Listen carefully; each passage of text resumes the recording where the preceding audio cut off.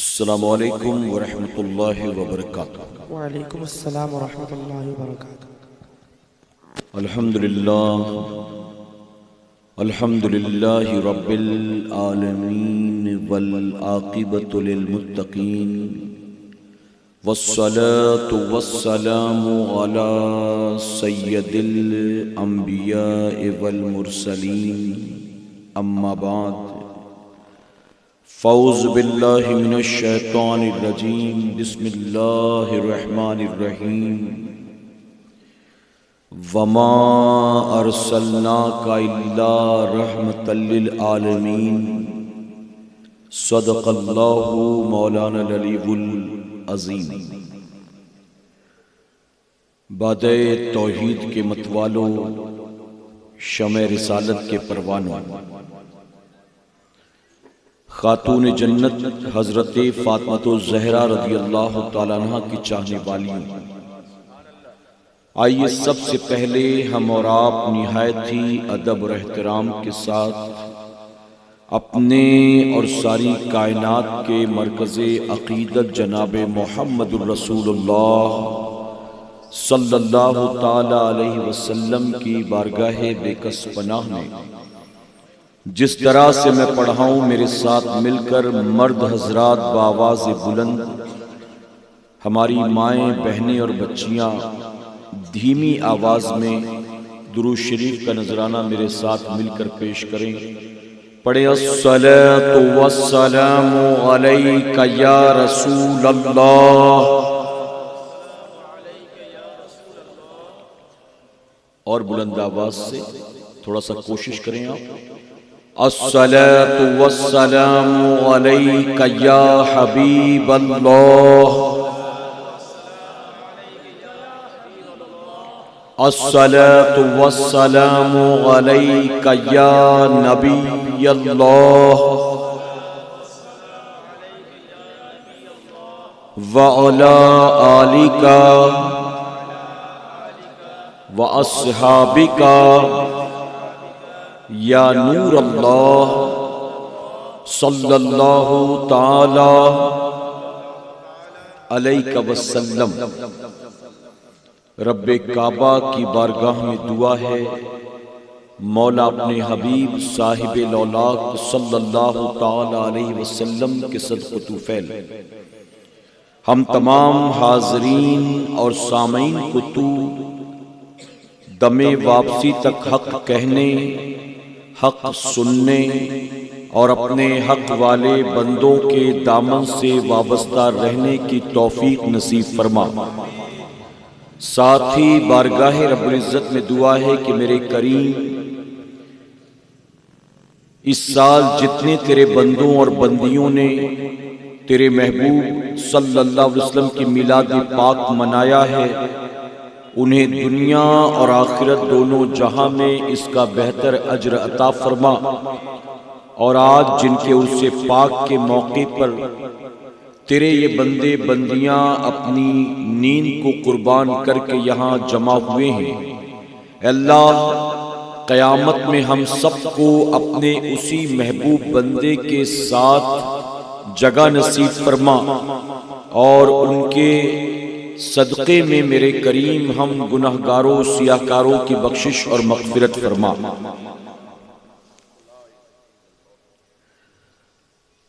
जा जिंदगी मदीने से झोंके हवा के ला, जा जिंदगी मदीने से झोंके हवा के ला, शायद हुजूर हमसे खफा हैं मना के ला। जा जिंदगी मदीने से झोंके हवा के ला, शायद हुजूर हमसे खफा हैं मना के ला। कुछ हम भी अपना चेहरा बातिन संवार लें, कुछ हम भी अपना चेहरा बातिन संवार लें, बू बकर से वो आईने इश्को वफा किला, शायद हुजूर हमसे खफा हैं मना किला। और दुनिया बहुत ही तंग मुसलमान पे हो गई, दुनिया बहुत ही तंग मुसलमान पे हो गई, फारूक के जमाने के नक्शे उठा के ला, शायद हुजूर हमसे खफा है मना के ला। और महरूम कर दिया हमें जिनसे निगाह ने, महरूम कर दिया हमें जिनसे निगाह ने, उस्मान से वो जाविये शर्मो हया के ला, शायद हुजूर हमसे खफा है मना के ला। और मगरिब में मारा मारा न फिर ए गदाए इल्म, मगरिब में मारा मारा न फिर ए गदाए इल्म, दरवाज़े अली से तू खैरात जाके ला, शायद हुजूर हमसे खफा है मना के ला। और बातिल से दब रही है फिर उम्मत रसूल की, बातिल से दब रही है फिर उम्मत रसूल की, मंजर जरा हुसैन से कुछ कर बला के ला, मंजर जरा हुसैन से कुछ कर बला के ला, शायद हुजूर हमसे खफा है मना के ला, शायद हुजूर हमसे खफा है मना के ला। मेरे प्यारे आका अलैहिस्सलातु तस्लीम की परदीवानों, मुझे अच्छी तरह से इस बात का एहसास है कि आप में से अक्सर लोगों को ये अशार समझ में नहीं आए होंगे, लेकिन मैं यकीन के साथ कहता हूं कि अगर आप उठकर जाएंगे नहीं और इत्मीनान से बैठकर सुनेंगे तो अशार समझ में नहीं आए, लेकिन मेरी बातें आपकी समझ में आएंगी इंशाअल्लाह। मैं बहुत ज्यादा भारी भरकम उर्दू नहीं बोलूंगा। मैं दरअसल आपके इलाके में अपनी जात को मनवाने नहीं आया हूं, बल्कि अपनी बात को मनवाने के लिए आया हूं। और वक्त काफी हो चुका है और मुझे इस बात का भी एहसास है कि जैसे जैसे वक्त बढ़ेगा वैसे वैसे सर्दी भी बढ़ती चली जाएगी।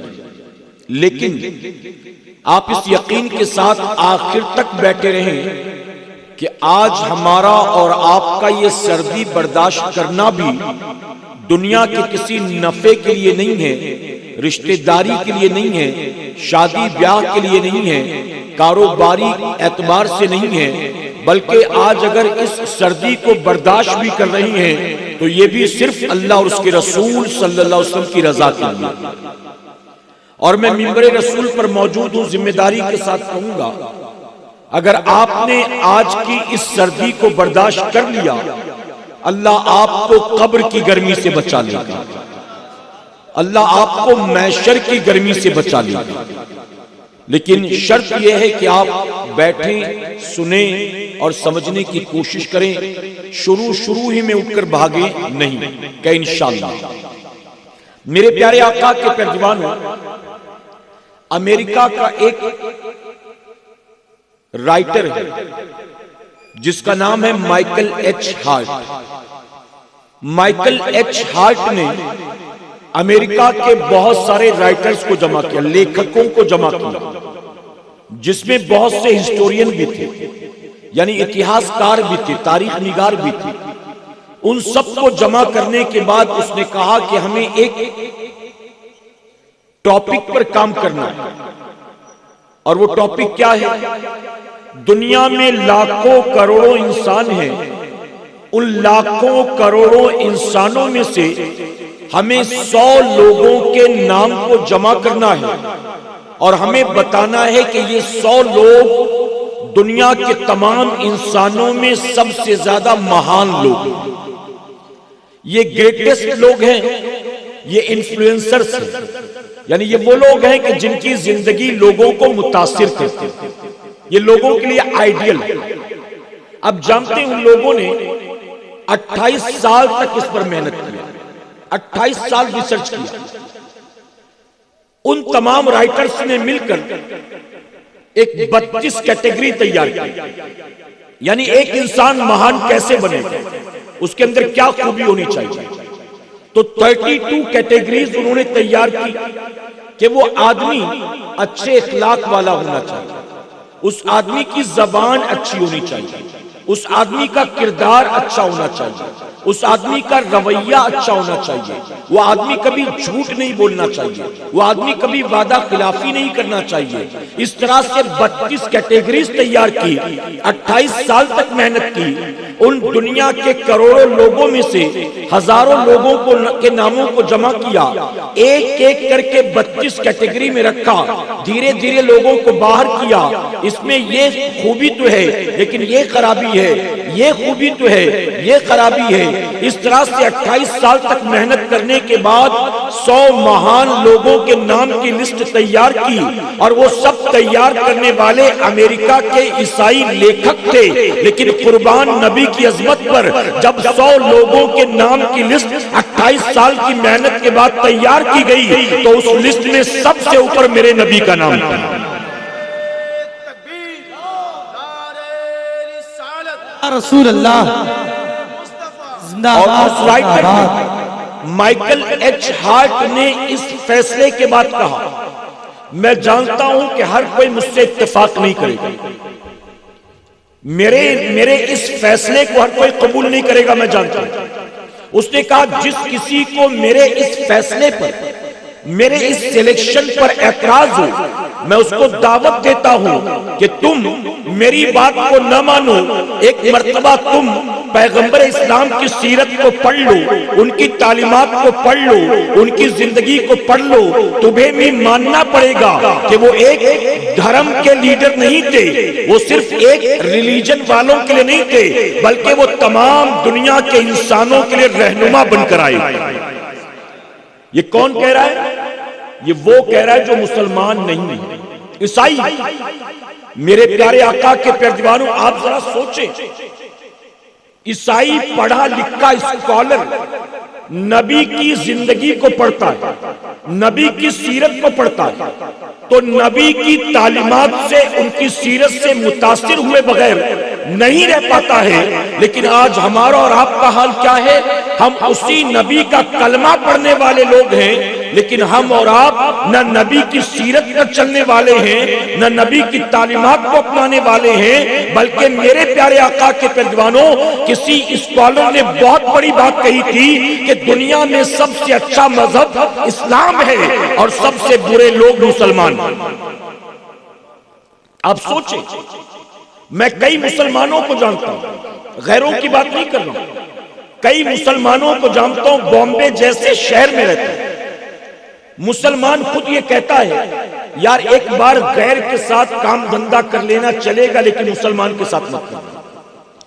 मुसलमान कहता है कि मुसलमान पर आज के दौर में भरोसा करना मुश्किल है। मुसलमान कहता है कि किसी गैर को नौकरी पे रख लेना, लेकिन किसी मुसलमान को नौकरी पे मत रखना। अल्लाह, आप जरा सोचें, मेरे प्यारे आका के पैरवानों, जिस नबी की सीरत, उनके अखलाक और किरदार, उनकी तालीमात का लोहा उस दौर के कुफ्फार मुशरिकीन ही नहीं, बल्कि सैकड़ों सालों के बाद पढ़े लिखे ईसाइयों ने भी कबूल किया। आज उसी नबी का कलमा पढ़ने वाला पूरी दुनिया में बदनाम नजर आता, बद अखलाक, बद किरदार, बदतमीज। आप जानते हमारी तारीख क्या इस मुल्क के अंदर? इस मुल्क के अंदर मुसलमान की तारीख ये है कि जब मुसलमान का पड़ोसी हिंदू किसी कारोबार के सिलसिले में कहीं सफर पर जाने वाला होता, तो अपने घर को, अपने बीवी बच्चों को बतौर अमानत पड़ोसी मुसलमान के जिम्मे करके जाता था। वो कहकर जाता था कि मेरी गैर मौजूदगी में मेरे घर बार का, मेरे बीवी बच्चों का ख्याल रखना। और वो हिंदू मुतमईन होकर जाता था कि मैंने दुनिया के किसी बदमाश को अपने घर का जामिन नहीं बनाया है, मैंने मोहम्मद अरबी सल्लल्लाहु अलैहि वसल्लम के गुलाम को अपने घर का जामिन बनाया है। और मुसलमान दयानतदार होता है, मुसलमान ईमानदार होता है, मुसलमान अपनी जान पर खेल तो सकता है, लेकिन मेरे बीवी बच्चों पर आंच नहीं आने दे सकता। यह हमारी तारीख रही। लेकिन आज हमारी और आपकी गिरावट का हाल यह है कि भाई भाई पर भरोसा नहीं करता, बेटे बाप पर भरोसा नहीं करते, पड़ोसी पड़ोसी पर भरोसा नहीं करता, रिश्तेदार रिश्तेदार पर भरोसा नहीं करते। मेरे प्यारे आका के पैदवानों, और हमारी गिरावट का हाल तो यह है कि माज़अल्लाह मुझे माजरत के साथ कहना पड़ता है कि मस्जिद का जिम्मेदार इमाम पर भरोसा नहीं करता और इमाम मस्जिद के जिम्मेदार पर भरोसा नहीं करता। आप बताइए हम कहां जाकर गिर रहे हैं। और एक बात और सुन लो, आज जो पूरी दुनिया में हुजूर अकरम सल्लल्लाहु अलैहि वसल्लम को बुरा भला कहा जा रहा है, कहीं फ्रांस में हुजूर के नाम का कार्टून बनाया जाता है, कभी दिल्ली से कोई खबीसा खड़ी होकर भौंकती है, कभी तेलंगाना में कोई कुत्ता सर उठाता है। आज जो मेरे नबी की शान में गुस्ताखी और बेअदबी की जा रही है, मैं चैलेंज के साथ कहता हूं, इन तमाम गुस्ताखों ने, इन तमाम बेअदबों खबीसों ने मेरे नबी की सीरत को नहीं पढ़ा है, तालीमात को नहीं पढ़ा है, उनकी जिंदगी को नहीं पढ़ा है। अगर आज वो नबी के बारे में कोई राय बनाते हैं तो आज के दौर के मुसलमान को देखकर बनाते हैं, हमारी बदसलूकी को देखकर बनाते हैं, हमारी बदअखलाकी को देखकर बनाते हैं, हमारे किरदार की गिरावट को देखकर बनाते हैं। वरना मेरे नबी का इखलाक तो ऐसा है, मेरे नबी का किरदार तो ऐसा है कि मेरे प्यारे आका के पैदवानों, कोई कैद किसी जंग से कैदी बनाकर कोई लाया जाता था और उसे रात भर बांध कर रखा जाता था, और नबी की सीरत पाक को देखकर, नबी के इखलाक और किरदार को देखकर वो जो कैदी बनाकर लाया गया था, सुबह होने से पहले वो कैदी नबी का कलमा पढ़कर मुसलमान बन जाता था। ये मेरे नबी की सीरत। आप जानते हैं, हमारी माएं बहनें बच्चियां मौजूद हैं, सुने मेरे नबी कैसे थे। मौलाए कायनात मौला अली करमल्लाहु वजहुल करीम को हुजूर अकरम सल्लल्लाहु अलैहि वसल्लम ने एक जगह फौज लेकर भेजा जंग के लिए। हजरत अली ने जंग को फतेह किया, माल के साथ साथ जो लोग वहां जिंदा गिरफ्तार हुए उन्हें कैदी बनाकर लाया गया। इन कैदी बनाकर लाए जाने वालों में मर्द भी थे, औरतें भी थी। इन्हीं औरतों के बीच तारीख का जो सखी बादशाह गुजरा जिसका नाम हातिम ताई था, हातिम ताई की बेटी भी थी। हातिम ताई मुसलमान नहीं थी, हातिम ताई की गैर मुस्लिम बेटी भी उन कैदियों के साथ गिरफ्तार करके लाई थी। जब हजरत अली ने उन सबको एक मैदान में लाकर हुजूर अकरम सल्लल्लाहु अलैहि वसल्लम के सामने खड़ा किया तो जानते हो मेरे नबी ने क्या देखा? आका ने देखा कि जो औरतें लाई गई हैं कैदी बनाकर, उन सब के सरों पर दुपट्टे हैं, उन सब के जिस्मों पर चादर हैं, लेकिन उनके दरमियान एक लड़की है जिसके सर पर दुपट्टा नहीं है। जब नबी ने अपनी आंखों से ये देखा तो रहमतुल लिल आलमीन आका तड़प उठते हैं। आका अपनी जगह से उठते हैं, अपनी नालेन शरीफ को भी नहीं पहनते हैं। आका तेजी से आगे जाते हैं और अपनी चादर को उस बच्ची के सर पर डाल देते हैं, उसके सर को अपनी चादर से ढांक देते हैं। अब नबी ने जैसे ही उसके सर को चादर से ढाका, उसकी आंखों से आंसू जारी हो गया। वो लड़की रोकर कहने लगती है, जानते हातिम ताई की बेटी थी, सखी बादशाह की बेटी थी, वो रोकर कहती है कि जब हमको गिरफ्तार करके लाया जा रहा था, हमारे मन के अंदर अजीब अजीब ख्यालात आ रहे थे। मैं ये सोच रही थी हम जैसे ही आपके सामने पेश किए जाएंगे, आपका हुक्म होगा और अली की तलवार हमारी गर्दनों को हमारे जिस्म से जुदा कर देगी, हम सबको कत्ल कर दिया जाएगा, या तो हमको जबरन कलमा पढ़ाया जाएगा, या तो अगर हम मुसलमान नहीं बने, हमको कत्ल नहीं किया गया तो हमको कैदी बनाकर, लौंडी बनाकर बाजारों में बेच दिया जाएगा। जब चले थे तो मन में ऐसे ख्यालात थे, लेकिन यहाँ पहुंचा तो हमने शफकतें देखी है, हमने तो रहमतें देखी हैं, हमने तो मोहब्बतें देखी हैं। या रसूलुल्लाह सल्लल्लाहु अलैहि वसल्लम, आपने मेरे सर पर अपनी चादर को क्यों डाला? मैं आपका कलमा पढ़ने वाली नहीं हूँ, मैं तो एक हिंदू बाप की बेटी हूँ, आपने मेरे सर पर चादर क्यों डाला? तो जानते मेरे नबी क्या फरमाते हैं? आका फरमाते हैं कि सुनो, बेटी तो बेटी होती है, चाहे वो हिंदू की हो चाहे वो मुसलमान की हो। और आगे मेरे नबी फरमाते हैं, बेटियों का सर बिन दुपट्टे के अच्छा नहीं लगता है, इसलिए मैंने तेरे सर पर अपनी चादर को डाल दिया। आप जरा सोचे, जो नबी अरे गैर की बेटी के सर को नंगा देखना गवारा न करे, गैर की बेटी थी, उसके सर को ढांकने के लिए नबी ने अपनी चादर को डाल दिया है। आज उसी नबी का कलमा पढ़ने वाली बेटियां शादियों में नंगे सर घूम रही हैं, बाजारों में नंगे सर घूम रही हैं, हॉल में नंगे सर घूम रही हैं, मार्केट और मॉल में नंगे सर घूम रही हैं। आप जरा सोचो, जो नबी गैर की बेटी के सर को नंगा बिना दुपट्टे के देखना पसंद नहीं करता है, आज उसी नबी का कलमा पढ़ने वालियां जब गली कूचों में नंगे सर घूमती होंगी, क्या नबी को यह बात अच्छी लगती होगी? मेरे प्यारे आका के पैगवानों, माजरत के साथ कहूंगा, जब मैं यहां आया तकरीबन 10 बज रहे, 10 बजे के करीब मेन रोड से अंदर दाखिल हुआ और मैंने दाएं बाएं आगे पीछे हर तरफ औरतें ही औरतें देखी, जिसम पर कोई बुर्का नहीं, कोई हिजाब, कोई दुपट्टा, कोई पर्दा, कुछ भी नहीं। सर पर दुपट्टा है तो चेहरा खुला, सर पर दुपट्टा है तो चोटी लटक रही।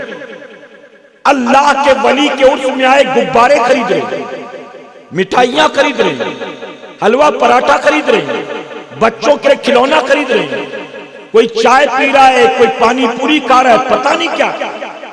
मेरे प्यारे आका के पैगवानों, बहुत माजरत के साथ कहूंगा, अल्लाह के वली को भी आज के दौर के सुन्नियों ने मेला बनाकर रख दिया। अल्लाह के वली का उर्स क्यों मनाया जाता है? अल्लाह के वली की बारगाह में हाजिरी क्यों दी जाती है? आखिर इसका मकसद क्या? आज जिनके उर्से पाक के मौके पर यहां जमा हुए अपने दिल पर हाथ रखकर बताओ, क्या वो भी हमारे और आपकी तरह मुसलमान थे? क्या उनकी जिंदगी भी हमारे और आपकी तरह गुजर रही थी? न फज्र पढ़ना, न जोहर पढ़ना, न असर पढ़ना, न मगरिब पढ़ना।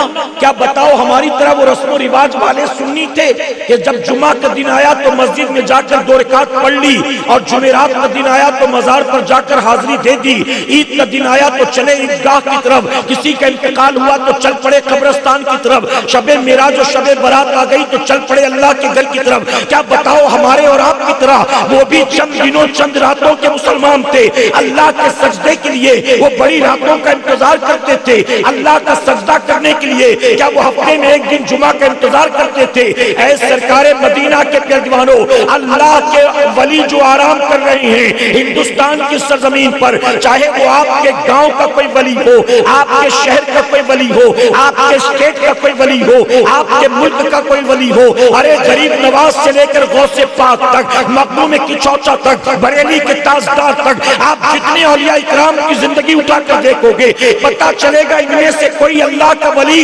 नफ्स के पीछे चलने वाला नहीं था, बल्कि इनको मकामे विलायत अल्लाह ने उसी वक्त अता किया है जब इन्होंने अल्लाह की रजा के लिए अपने नफ्स का गला घोंट दिया। बेशक हक है। आज हमारा और आपका हाल क्या? अल्लाह के वली की बारगाह में पहुंचकर उनकी तालीमात, उनकी सीरत, उनके किरदार, उनके इखलाक को समझना, उसे अपनाना, अपनी जिंदगी को बदलना दूर की बात। महज रस्म रिवाज के नाम पर हाजिर हो गए, बीवी बच्चों को घुमाया फिराया, खिलाया पिलाया, कुछ खरीदारी की, चले गए। आप क्या समझते हो अल्लाह के वली की बारगाह का फैज लेकर जा रहे हो? अल्लाह के वली की बारगाह से बरकतें लेकर जा रहे हो? आप लेकर क्या जा रहे हो? बल्कि आला हज़रत अज़ीमुल बरकत ने तो यहां तक फरमाया, जब किसी बुजुर्ग के उर्स के मौके पर लोग मजार के आसपास खुराफात करते हैं तो अल्लाह का वली भी उन दिनों में मजार को छोड़कर कहीं और चला जाता है। वो खुद भी मजार में मौजूद नहीं रहता। क्यों?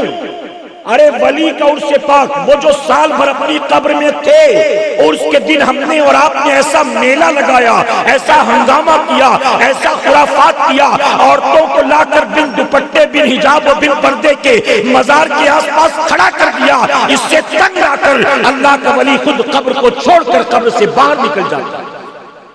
मेरे प्यारे आका अलैहिस्सलातु तस्लीम के पैगवानों, जरूरत इस बात की है कि हम और आप अपनी इस्लाह करने की कोशिश करें, अपने आप को बदलने की कोशिश करें। कहें इंशाअल्लाह, जरा मोहब्बत से कहें इंशाअल्लाह। देखिए, मैं जज्बाती गुफ्तगू नहीं करता और मैं नारे वाली तकरीर भी नहीं करता। मैं आपको कुछ सिखाने आया हूं, और अगर मेरी गुफ्तगू को जिस्म के साथ जहन को हाजिर रखकर सुनेंगे तो मेरी बातें समझ में आएंगी। और अगर आप कानों के चस्के के लिए आए, या सिर्फ यूट्यूब पर मेरा कोई वीडियो देखकर, व्हाट्सएप पर वीडियो देखकर आ गए कि कौन है जरा देखे तो सही लाइव बात। अगर सिर्फ इस चक्कर में आए तो आपके कुछ पल्ले नहीं पड़े, और अगर कुछ सीखने के लिए आए हैं तो आप गौर से सुने, इत्मीनान से बैठे और जो कुछ बताता हूं सीख कर जाए क्या इंशाअल्लाह। या उलमा मौजूद। एक बात बताऊं मैं आपको, मैं पहले भी कह चुका हूं, मैं तकरीरों को मिठाई नहीं समझता हूं, मैं तकरीरों को दवाई समझता हूं। मिठाई आदमी मजे के लिए खाता है और दवाई आदमी सेहत के लिए खाता है। मिठाई आदमी अपनी मर्जी के हिसाब से खाता है, दवाई लेकिन वो मर्ज के हिसाब से खाता है।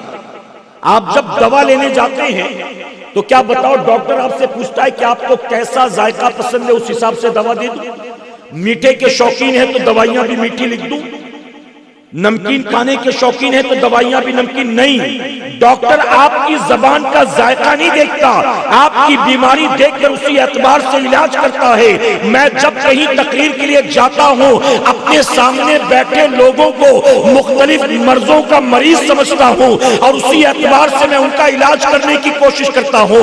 मैं ये नहीं देखता कि ये लोग जो बैठे हैं मेरे फैन हैं, बल्कि ये मरीज हैं और मैं यहां बतौर डॉक्टर उनके मर्ज का इलाज करने के लिए। आप कहेंगे मुझे कौन सा मर्ज है, कौन सी बीमारी?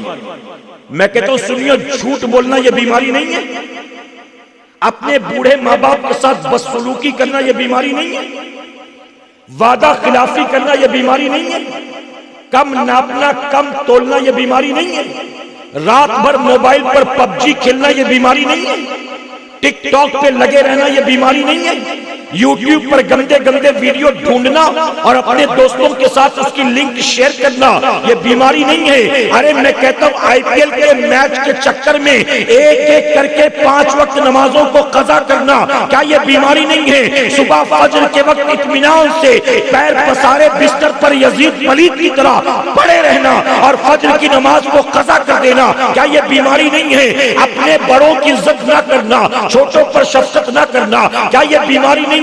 अपनी ही बीवी बच्चों पर जुल्म सितम करना, क्या यह बीमारी नहीं है? दूसरों की बहू बेटियों को देखकर सीटियां तालियां बजाना, क्या यह बीमारी नहीं है? ये तो मैंने वो बीमारियां बताई जो रोजमर्रा की जिंदगी का हिस्सा बन चुकी हैं। अगर हम गौर से देखें तो पता चलेगा हमारे मुआशरे में शराब पीने वाला भी मौजूद है, जिना करने वाला भी मौजूद है, सूद का धंधा करने वाला भी मौजूद है, चरस चिलम गांजे अफीम का शौकीन भी मौजूद है, कोरेक्स वाइटनर हीरोइन और एमडी का इस्तेमाल करने वाला भी मौजूद है। अरे मैं कौन कौन सी बीमारियां गिनाऊं? इसीलिए मैं कहता हूं कि आज मुसलमानों के अंदर इतनी बीमारियां पैदा हो गई हैं कि हमें इन जलसों के जरिए उनके कानों को चस्का नहीं देना है, हमें इन जलसों के जरिए उनकी बीमारियों का इलाज करना।